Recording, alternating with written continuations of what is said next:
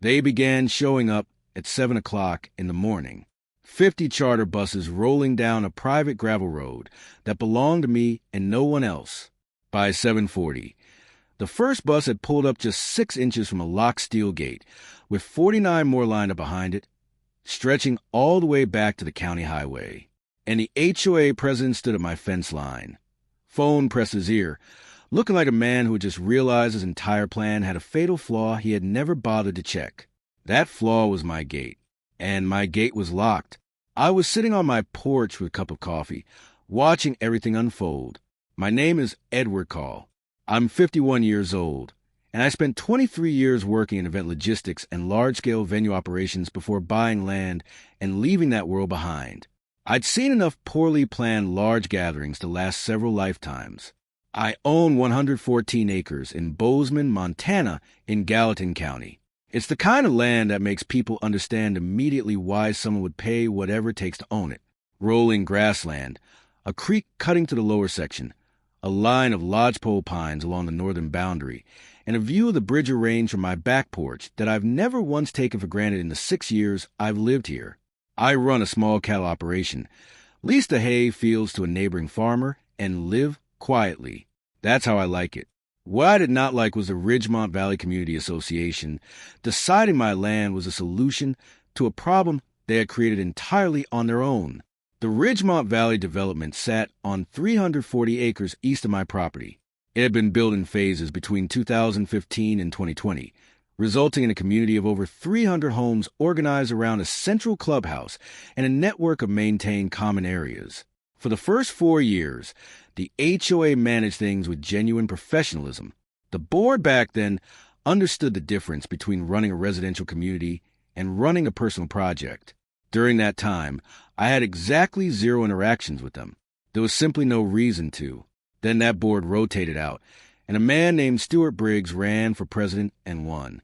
Stuart was 48 and had made a significant amount of money in commercial real estate development in Denver before moving to Montana.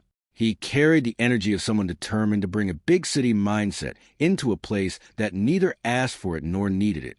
He was compact, quick-moving, and had the kind of presence that treated every situation as an opportunity to prove his own capability. He looked at the Ridgemont Valley HOA and didn't see responsibility. He saw a platform.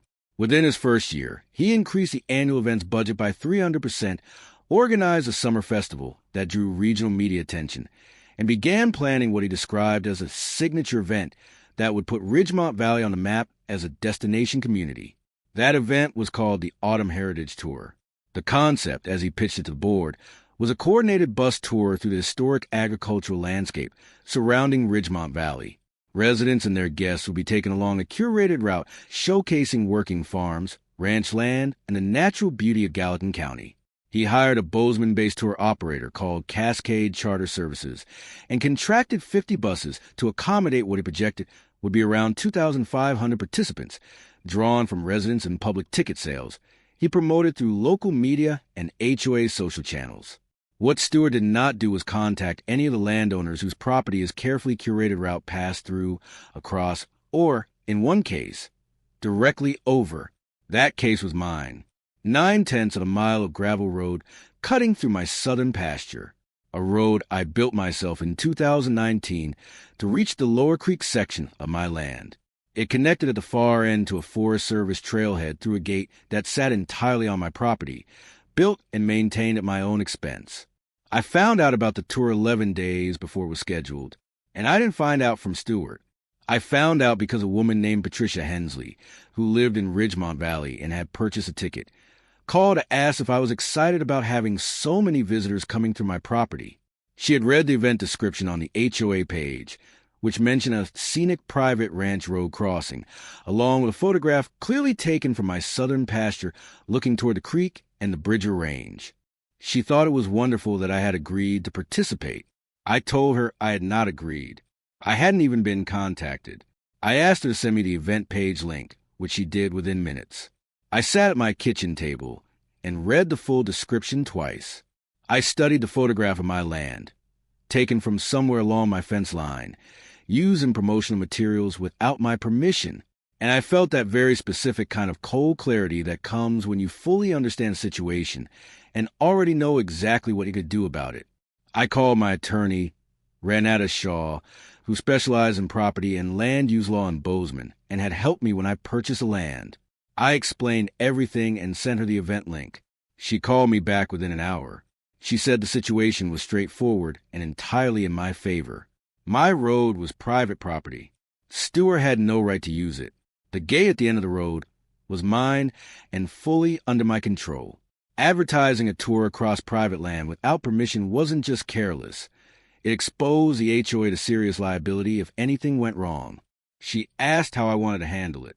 I told her I saw two options. The first was to send a cease and desist immediately, forcing them to change the route and remove all promotional material involving my property. The second was to say nothing. Let the event proceed. Let all 50 buses arrive at my lock gate, and then deal with it from a position of complete, documented clarity. Ranetta paused before answering. Then she said the first option was cleaner legally. It gave Stewart a chance to fix the problem before it became public.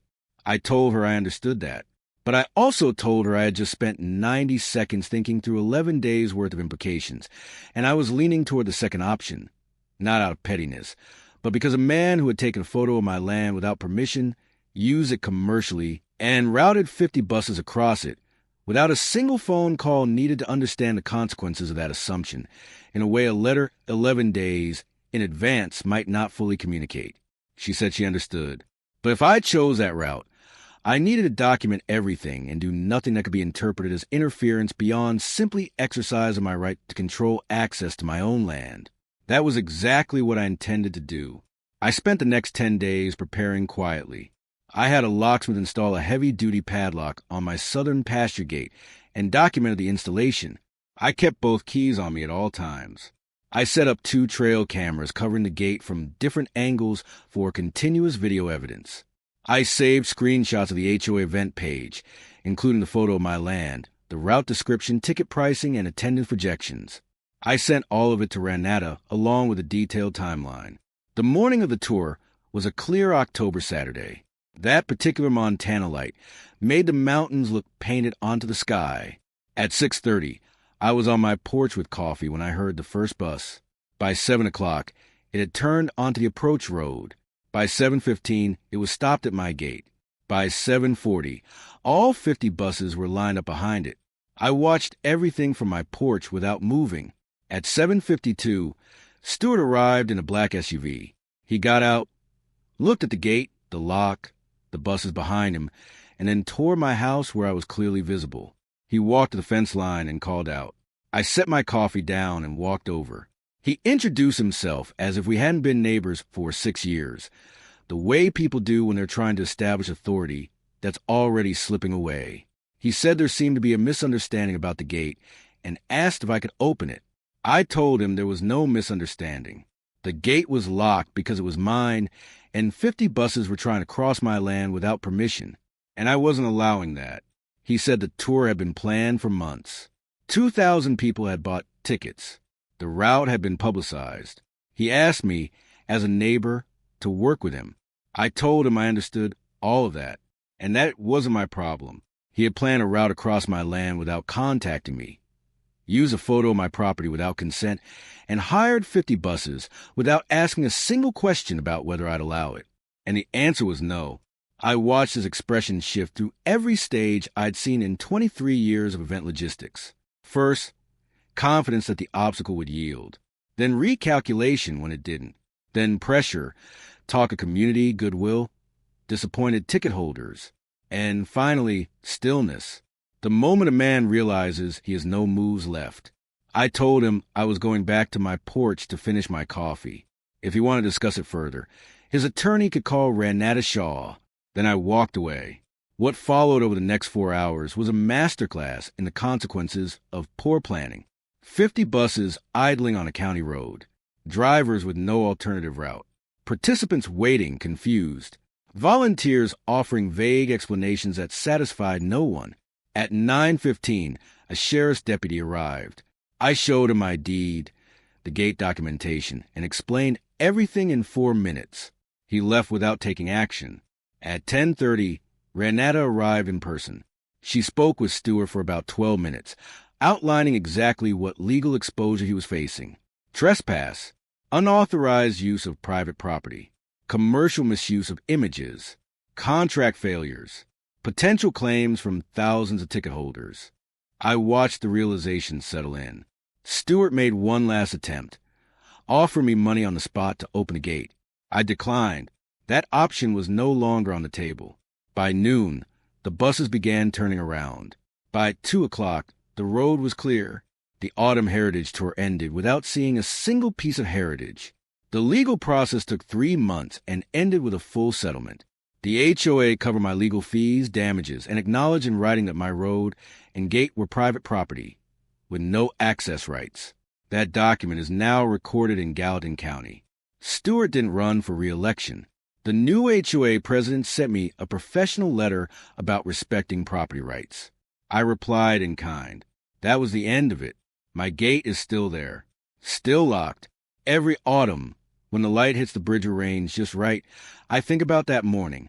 50 buses, a lock gate, and a man realizing too late that assumption is not permission. 2,000 people bought tickets to see my land.